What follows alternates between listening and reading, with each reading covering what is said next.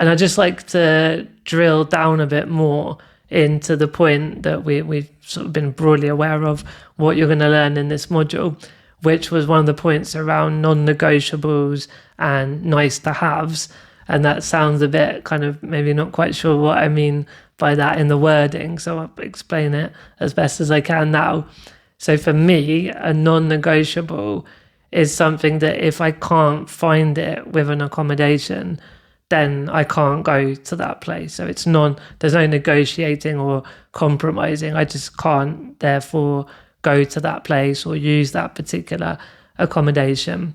Whereas a nice to have, and I'm talking about all of this from the needs perspective, from a disability perspective, but you'll probably think about it, in general, when you go on holiday, a nice to have might be that there's a bar on the beach, and the non-negotiable is you want a beach holiday. So you can apply this to other parts of your holiday, but we're talking about it very clearly now from the disability perspective.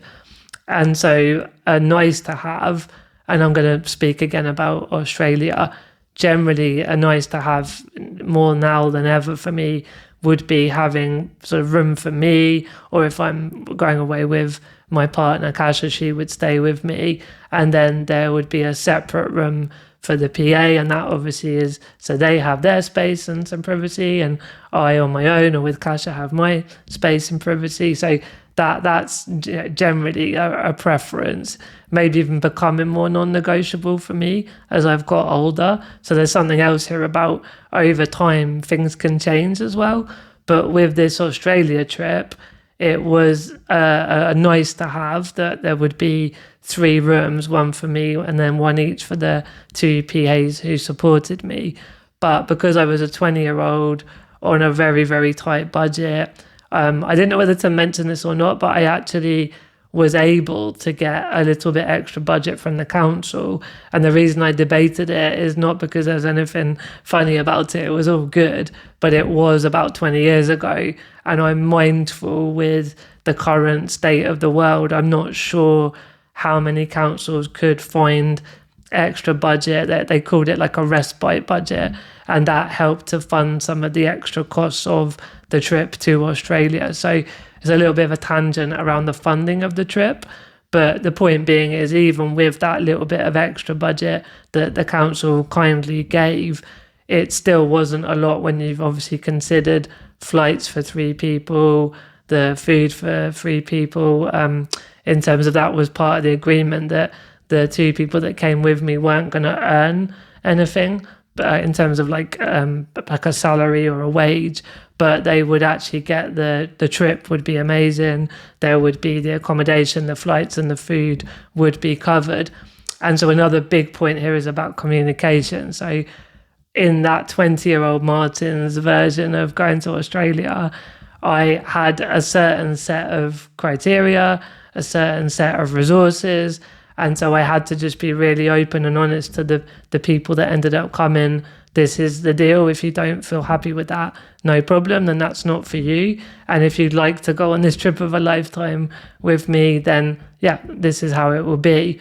And so coming back to the non-negotiables and the nice to haves, the rooms in the hotel, I think we did only have 1 room.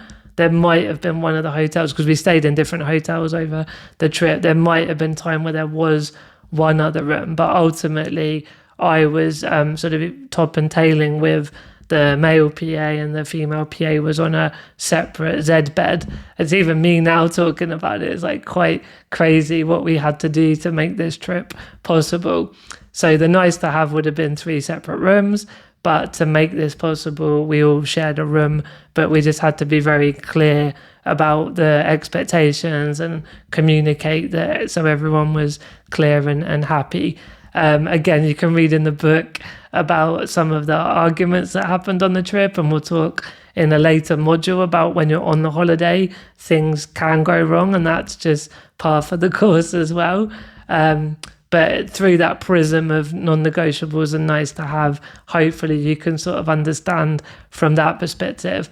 I'll give you another one that's a little bit less to describe, maybe a little bit less complicated as well, but a non-negotiable for me is obviously if I'm away for 3 weeks in Australia to have a shower. I need to have hygiene, I need to wash, and so having a wet room shower was a non-negotiable. So when the lady at the travel agent was doing all the research for me, if any hotel didn't have a wet room shower, then that was an absolute no. So all of the accommodations that we stayed in had the wet room shower, obviously had step-free access, so I could go in my wheelchair. They were wide enough to get the wheelchair around the room. So yeah, my disability is obviously very logistical. So all of the accommodation then and now has to be wheelchair accessible, has to have a wet room shower, have to be able to use the hoist in there as well. And they're non-negotiables. So again, when we get into the worksheet shortly, you'll be able to think about it from your perspective about what is a non-negotiable and what is a nice to have.